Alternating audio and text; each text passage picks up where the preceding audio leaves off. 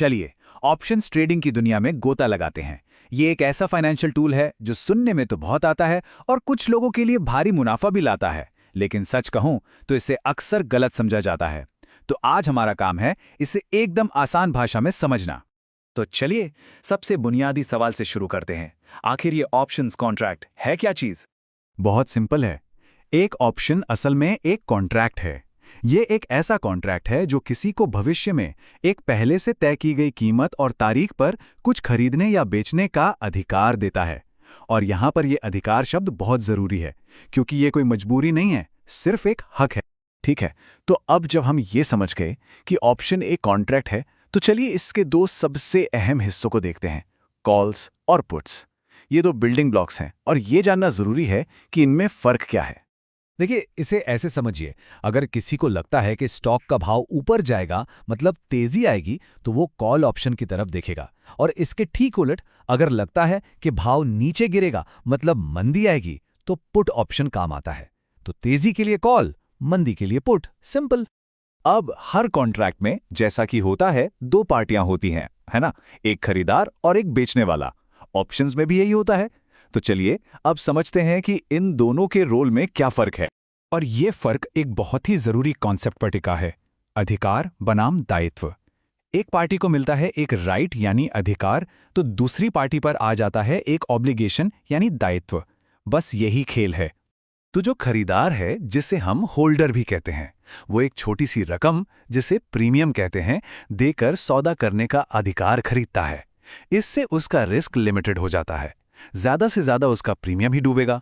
दूसरी तरफ है बेचने वाला या राइटर।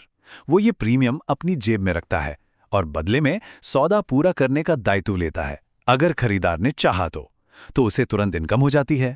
हाँ, और एक बात, ये जो प्रीमियम है ना, ये कोई फिक्स्ड प्राइस नहीं है, बिल्कुल नहीं। ये तो बाजार के साथ हर पल बदलता रहता है। मतलब आज जो प्रीमियम है, हो सकता है कल उससे ज्यादा हो या कम। तो टाइमिंग यहां सब कुछ है।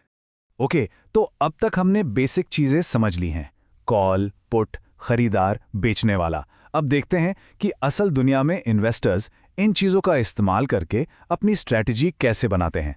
मतलब बाजार के मूड को भांपकर कैसे दांव लगाते हैं। तो इस टेबल पर एक नजर डालिए। यहां साफ साफ दिख रहा है कि हर स्ट्रैटेजी एक खास मकसद और बाजार की उम्मीद से जुड़ी है। जैसे अगर लगता है कि बाजार ऊपर जाएगा तो कॉल खरीदना एक सीधी सादी स्ट्रैटेजी है।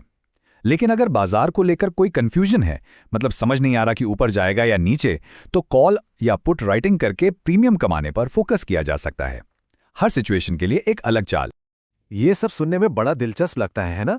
लेकिन एक मिनट रुकिए।